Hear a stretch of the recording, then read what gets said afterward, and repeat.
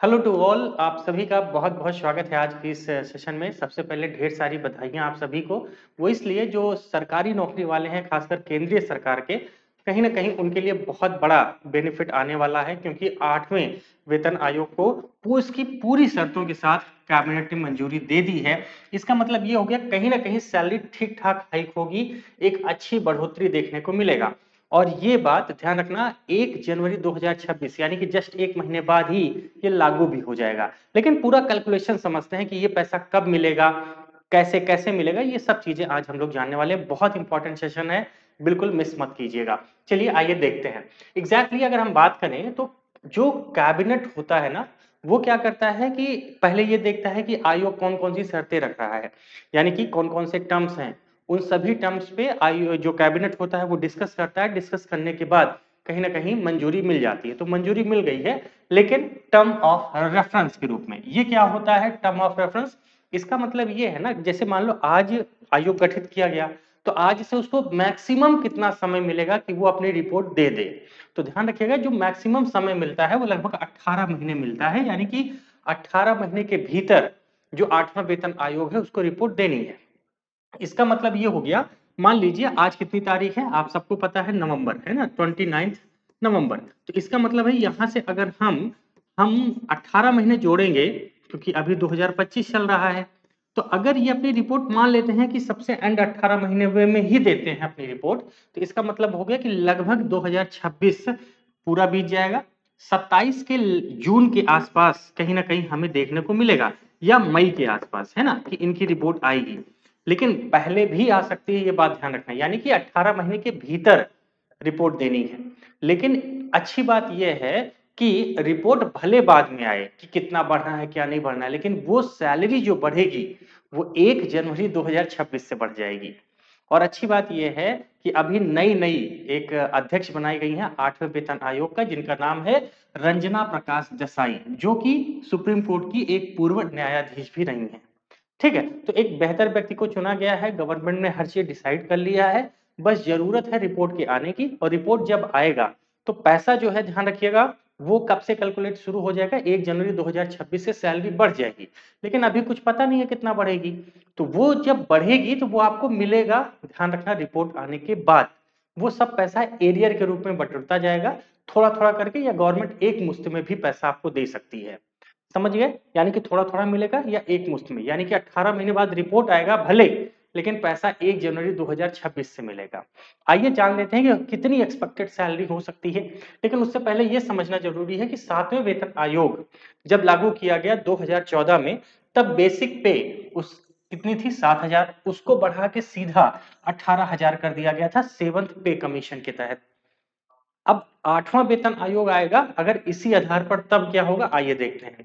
Exactly इसमें ना एक चीज होती है जिसका कहा जाता है पिगमेंट फैक्टर, यानी कि एक फॉर्मूला लगाया जाता है, ध्यान रखिएगा। और इसी फॉर्मूले से अगर आगे बढ़ेंगे तो ध्यान रखना, अगर अभी 18,000 बेसिक सैलरी है किसी व्यक्ति की, तो उसको बढ़ाकर कितना कर दिया जाएगा, सीधा 51,480 रुपए। और ध्यान रखिएगा, ये जो कैलकुलेशन है ये 7वां वेतन आयोग का जो फॉर्मूला था उसी के आधार पर लगाया जा रहा है।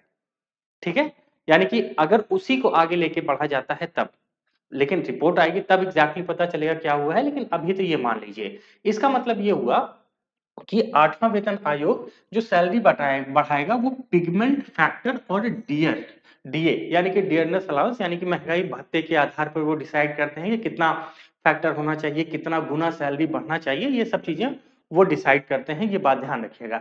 इसका मतलब ये हो गया कि 7वें वेतन आयोग में जो पिगमेंट फैक्टर था वो 2.57 था, और 8वें वेतन में उम्मीद है कि इसको बढ़ा के 2.86 किया जा सकता है।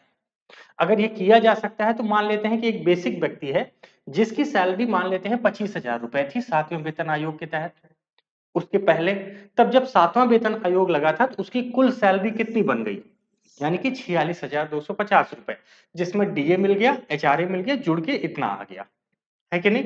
लेकिन जब 8वां वेतन आयोग लगेगा और आपका मान लेते हैं बेसिक पे कितना है, अब कितना पहुंच जाएगा, यही समझने वाली बात है। मान लेते हैं बेसिक पे आपकी 25,000, अब इस पे 2.86 का पिगमेंट फैक्टर लगेगा, तो यानी कि तुरंत आपकी सैलरी 71,500 रुपए हो जाएगी।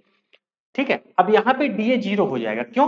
क्योंकि जो पिगमेंट फैक्टर होता है ना, इसमें डीए वगैरह इंक्लूड होता है और अभी डीए 0 होगा, लेकिन धीरे-धीरे जब 2-4 साल हो जाएंगे ना, तो गवर्नमेंट को लगेगा भैया नहीं डीए बढ़ रहा है, महंगाई बढ़ रही है, तो सरकार इसमें जोड़ती जाएगी। ये बात ध्यान रखना। अभी के लिए जब भी पिगमेंट फैक्टर की बात की जाएगी तो डीए 0 हो जाता है, लेकिन बाद में सरकार डीए के हिसाब से ये और ज्यादा इंक्रीज होगा।